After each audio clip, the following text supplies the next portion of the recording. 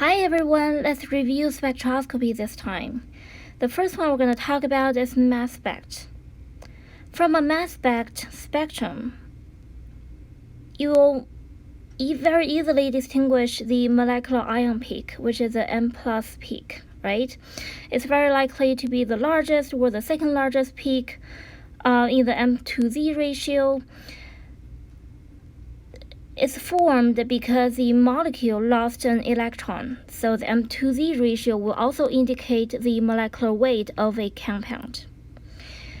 Sometimes, due to the presence of secondary isotope or with the secondary abundant isotopes, sometimes you may see an M plus peak on the spectrum as well.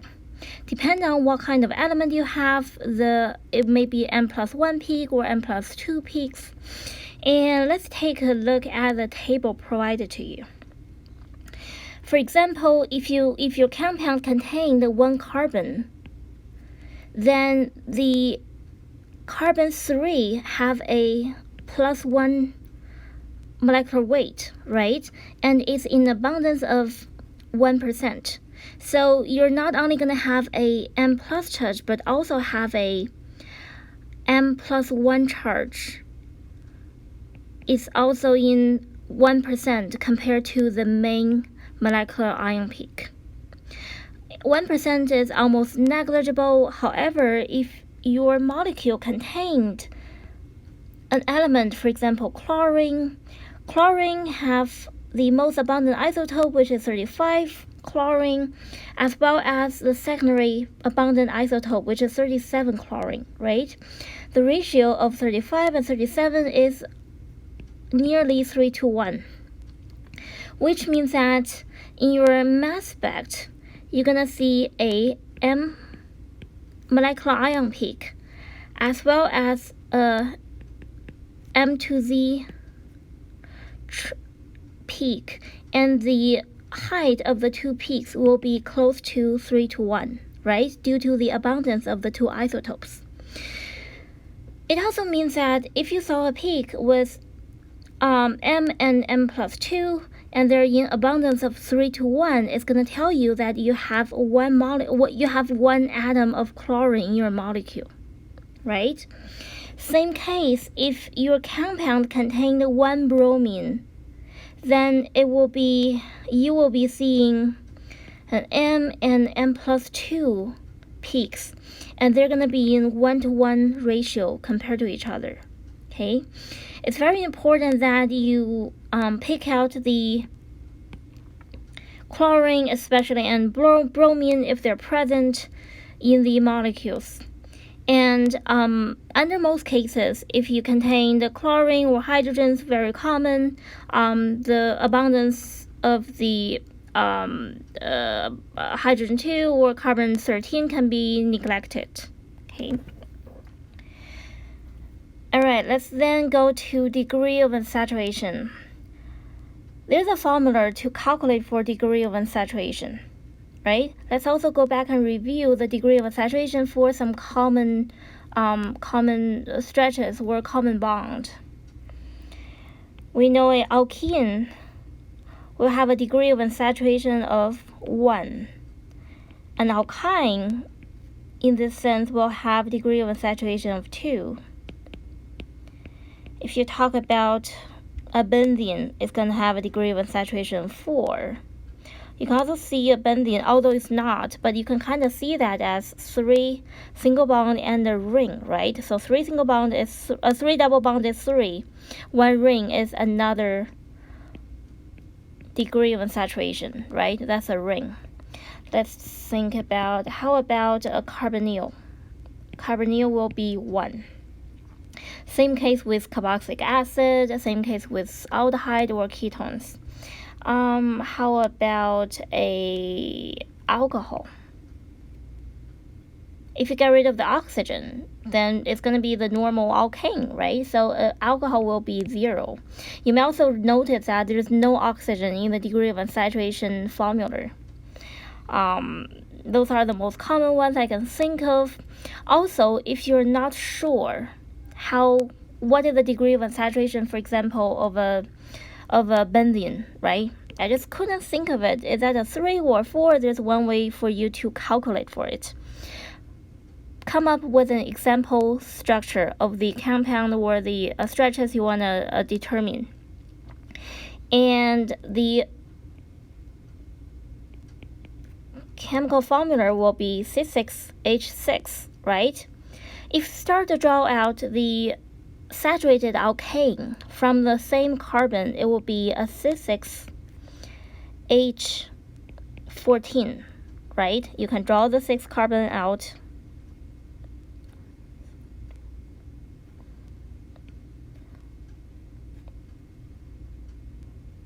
And make sure you draw the correct number. 1, 2, 3, 4, 5, 6 carbons, and numbered the protons. You may calculate the degree of unsaturation by comparing the benzene with the saturated alkane, right? So we have 14 minus 6 divided by 2. That's going to give you a 4, which is the degree of unsaturation for benzene, right? So don't freak out if you all of a sudden forgot how to calculate for degree of saturation. You may use this manner to calculate it yourself. Okay, but it will be a lot easier if you can memorize all the important stretches, important peaks, and what are their degree of saturation. Okay. All right, then it's gonna be FTIR. Let's pick out the important stretches. The peaks are slightly under 3,000. Under 3,000 will be sp3 hybridized carbon to hydrogen stretch, right? If it's slightly above 3,000, it's going to be a sp2 hybridized carbon to hydrogen stretch. Now, alkyne, 3,300. If it's an alcohol, it will be a very broad peak. You can't miss it. It will be 3,300 to 3,500, depends on which one you're talking about. It's going to be an alcohol. Oh, yeah, there it is. Sorry, the bottom there, alcohol. And if it's an amine, around the same space, but it's not going to be as broad compared to the alcohol. It's going to be actually a little bit pointy. Yeah, at the same place. An H2. Aldehyde, you don't have to know the aldehyde stretch, but it's good to still know about this. And let's see, aldehyde, ketones, carboxylic acid, basically whichever one that have a carbonyl stretch will be 1680 to 7040, and it's going to be a very, very strong and pointed peak. You can't miss it. Yeah, those are the peaks that I cared about, and if you're asked to label out the important stretches on the FTIR spectrum, you will need to know how. And one practice you can do if you're not sure, which is think of a compound, right? Think of a compound you're very familiarized with the structure of, and then look for the FTIR spectrum of it, so that you can match the stretches from this table onto the FTIR spectrum. Then you can see what's the shape of it, how strong was it, and the more spectrum you see, the more familiarized you will get with FTIR interpretation. Last but not the least, proton NMR table and the carbon NMR table. Well, we know that the presence of electronegative atoms or bonds will de-shield the proton and make them to move more downfield, which is to the left region, right? You may see that from both tables, how the presence of either oxygen, nitrogen, sometimes fluorine will influence the chemical shift. There are several things to interpret in the proton NMR spectra, right? The first thing is chemical shift, and very importantly, chemical shift that can be learned or memorized from the table down below. The second thing will be splitting pattern. A very general rule is called the N+1 rule, right? If you have two adjacent neighboring protons, then your on proton peak will be split into a triplet. In the same case, If it's a doublet already, then you have an n+1. Well, then you have one neighboring proton, right? Last but not the least, you will know the integration, basically the area of each peak. After calculating the area, you will realize it's either 1 proton or 2 protons. Then it's going to help you with assignment.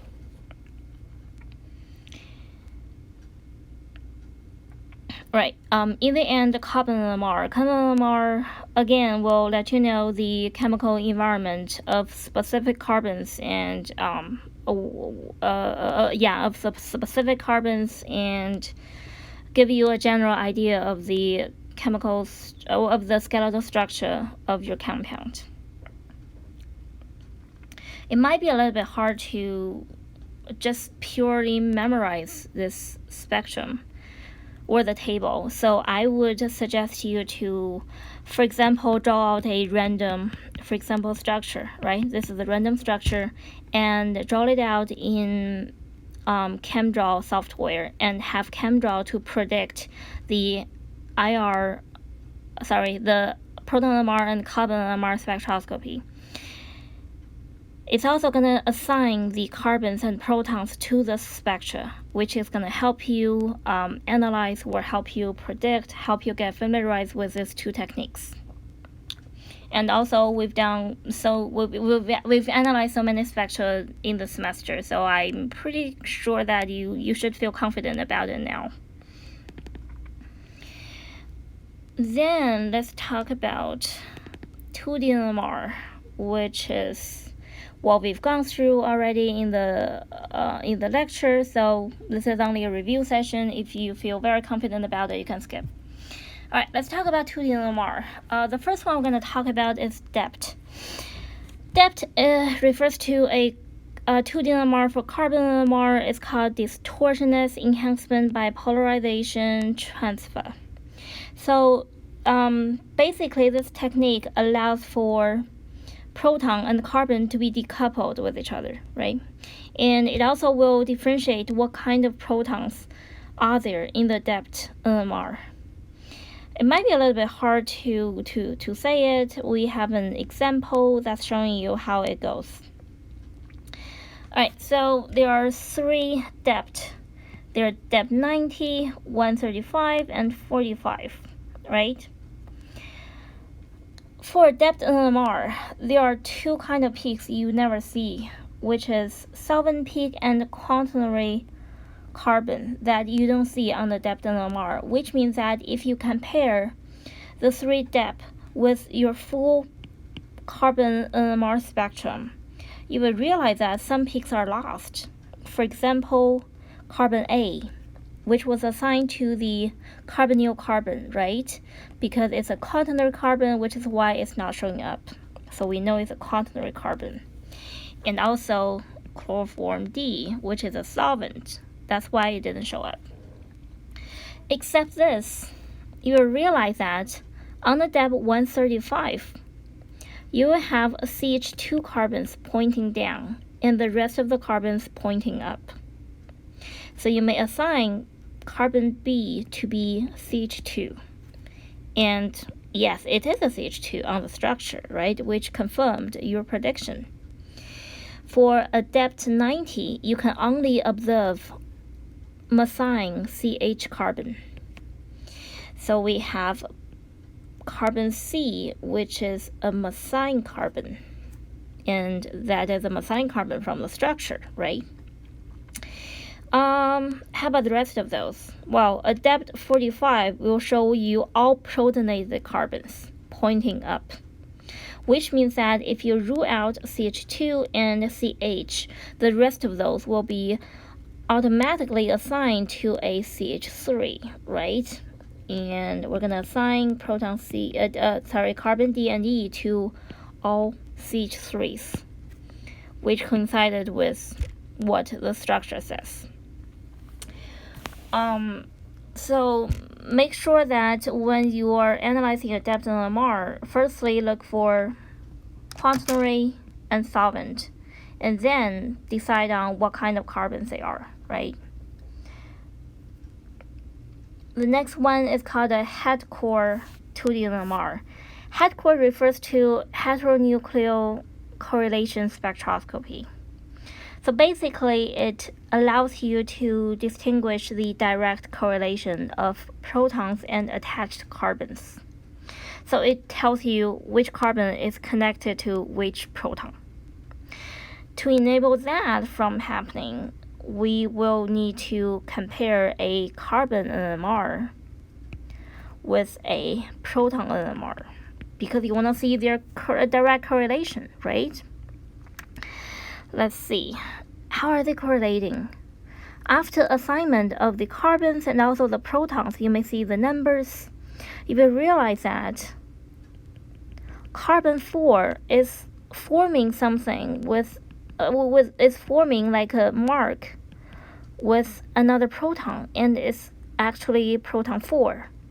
So as long as they were talking to each other, they were directly connected to each other, they're going to create a mark, which is the same case with carbon 6 and proton 6, right?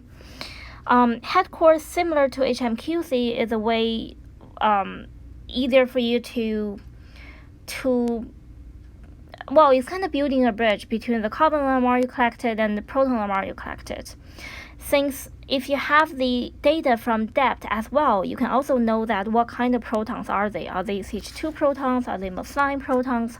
Are they methyl protons? Which is going to help you further for the identification or the clarification of your spectra, right?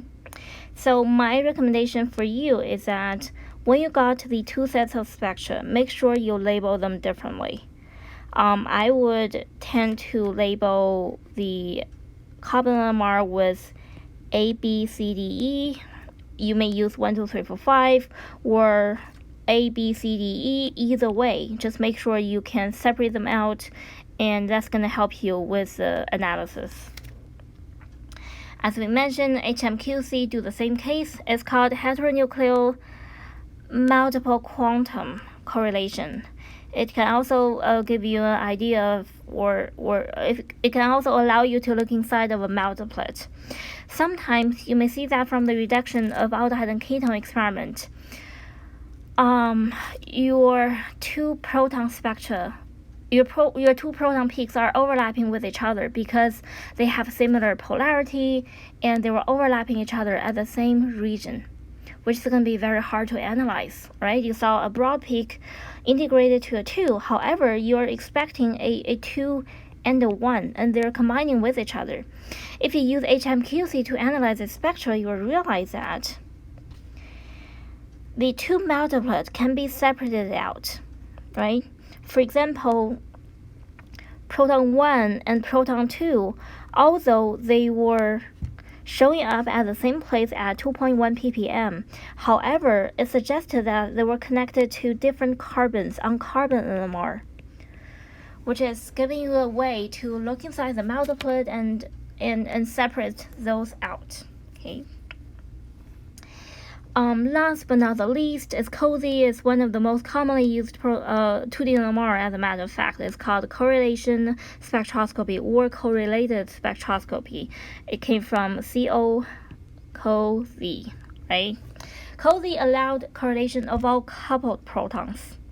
So if your protons are talking with each other, coupling with each other, it's going to show up in COSY. It can also show up sometimes the long-range coupling. Some can be a little bit hard to distinguish or analyze originally.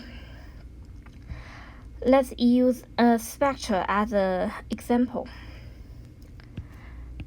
So this time we're comparing, or we are analyzing the correlation between carbons, between protons, right?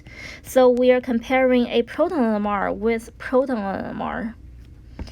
And if you draw a diagonal line, you will realize that on this line, it's going to be the same protons coupling with each other, right? Here you have proton 3, 3, you have 2, 2, you have 1, 1, and we don't care about those. We only cared about the different protons coupling with each other. Let's see how they're coupled.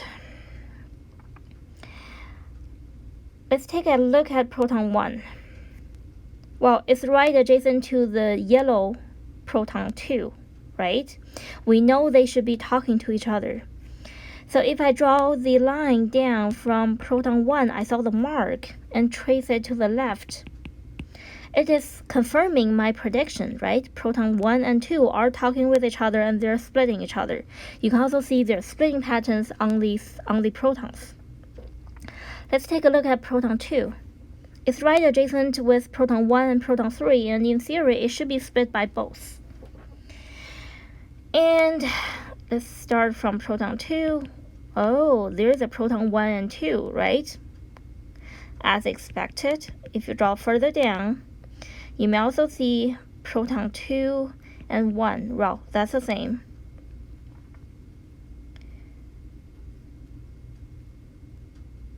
There's a proton, where was it? Oh, there it is, sorry. There is a proton 2 and 3. If you go down further, then I saw proton 2, 2. Where's proton 2 and 1 then? Oh, further down. Now I see that. Sorry, guys. So you have proton 2, 3 coupling and proton 2 and 1 coupling, right?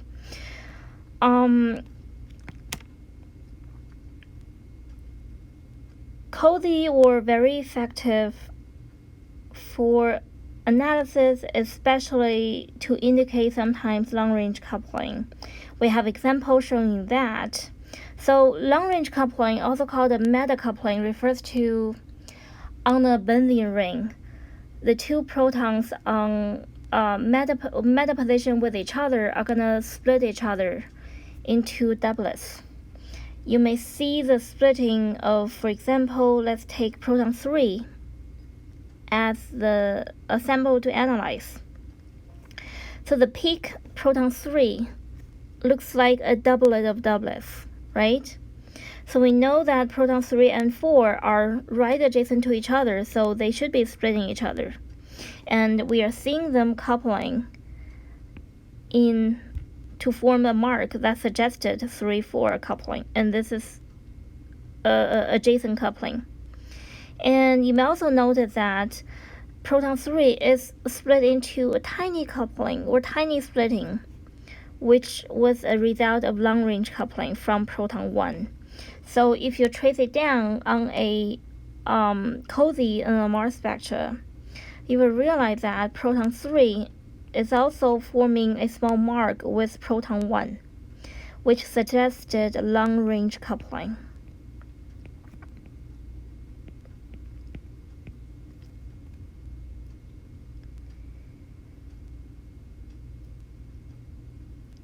Be very careful when your compound contains aromatic protons and how they're going to split each other, how they're going to talk with each other in the proton NMR spectrum. Okay. I say it's a very good example. We've done 2 problems, one during class, one after class on the same question. So if you have any questions about this one, also come to me, let me know. We can do some practice together. Right, for